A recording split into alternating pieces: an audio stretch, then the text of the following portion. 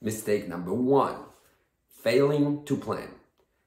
Yes, a lot of home improvement projects, you can wake up in the morning and say, okay, I'm going to paint the bedroom, or I'm going to paint the bathroom in this instance.